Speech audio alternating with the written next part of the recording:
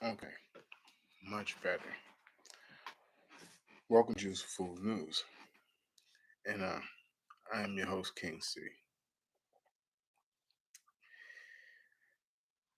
So, first and foremost, I'm going to say that these stories come to me from my producer, and I read them live on the air. So, all my reactions are right here and right now.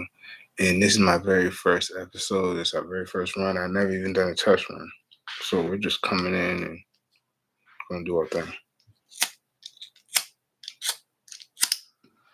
Give me 1 second.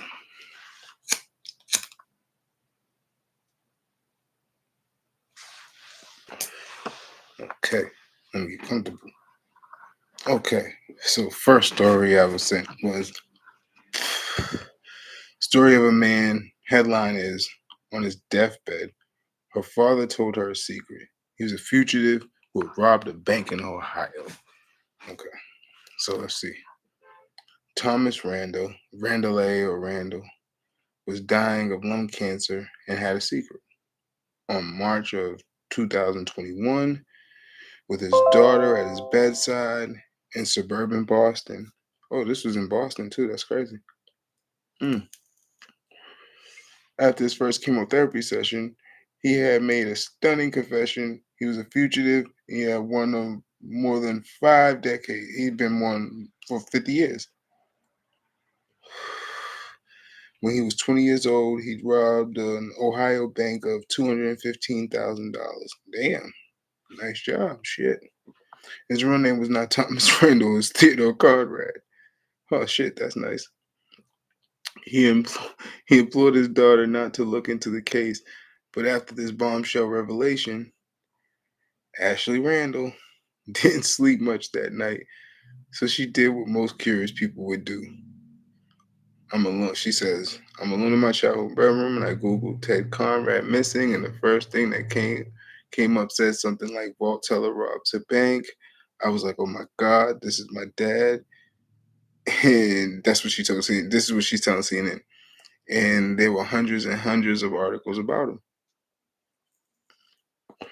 For every click, our father's past, our dog passes spool before our eyes. In Linfield, Mass., Thomas Randall was a car salesman and a country club golf pro who adored his wife and only child. He doted on his daughter and showed up for her soccer games in khaki pants and fast cars. In an ironic twist, he also donated to local police charities and spent hours watching NCIS and other crime shows, his daughter said. But back in Cleveland, he was Ted Conrad, an elusive bank robber. He was barely out of his teens when he pulled off one of the largest heists in Ohio history, the equivalent of 1.7 million today, inspired by his favorite movie, The Thomas Crown Affair. Conrad's boyish face was plastered on wanted posters and broadcast on episodes of America's Most Wanted and Unsolved Mysteries. And a pair of father and son U.S. Marshals in Cleveland had made it their life's mission to capture him. I told him I looked you up, and there are a million articles about you. They're also they're also still looking for you. And in case you didn't know, and we have to tell mom, she said, 38-year-old daughter who's co-host of a new podcast on her on her father on her father was what drove him to rob a bank. A day or so after her father's shocking revelation, Ashley told CNN she had pulled her mother, Kathy, aside and told her. She was reading through the articles online and she kept saying, oh my God, for like 10 minutes. Ashley Randall then said, Kathy Randall declined to comment to CNN. She'd known him for the better part of 40 years, and to learn this massive secret, I can't imagine how traumatizing that was for her. Her dad's obsessed with Steve McQueen, the Rob Bank Heist movie. Okay.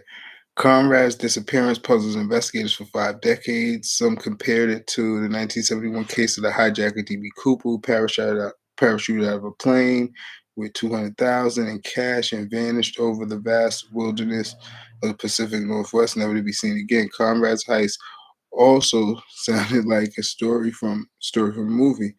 On July 11th, 1969, he showed up for work as a teller at the Society National Bank in Cleveland. It was a Friday and his birthday weekend, so he brought a bottle of whiskey and a pack of cigarettes during his break. At the end of the day, he went into the vault quietly, stuffed $250,000 into a paper bag, and walked away from his old life. It wasn't until Monday that the bank found out about the robbery, giving him a 2-day head start. Days later, Conrad sent 2 letters to his then girlfriend from Washington, D.C. and in Los Angeles saying how much he loved and missed her. Then the case went cold. Authorities could find no traces of him.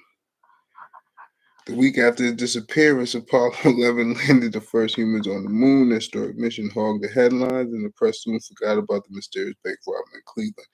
Months turned into years and decades, but investigators didn't give up. They got tips on alleged sightings in various states, including California, Hawaii, Texas, and Oregon. The leads all turned out to be false. Frustrated federal officials spotlighted this case on the crime show America's Most Wanted. Meanwhile, Ted Conrad was building a new life as as Randall in Massachusetts. In an ironic twist, he chose to settle in a suburb of north of Boston, and the city where his favorite movie was set and filmed. Ain't that crazy? And Conrad was obsessed with the Thomas Crown Affair in the 1968 Steve McQueen film about the dashing millionaire businessman who robs a Boston bank for fun. The movie, the movie was remade in the 90s with Pierce Brosnan. His friends in his friends in Ohio, his friends in Ohio told investigators that he watched several times before the robbery. He even bragged about how he got a job as a vault teller without providing his fingerprints and how easy it would be to steal money from the bank, investigators said. Actually, Randall believes that dad loved the movie so much. Oh man, that's a lot of shit. God damn. Okay, I'm not going to read this whole thing word for word. And I can't do this.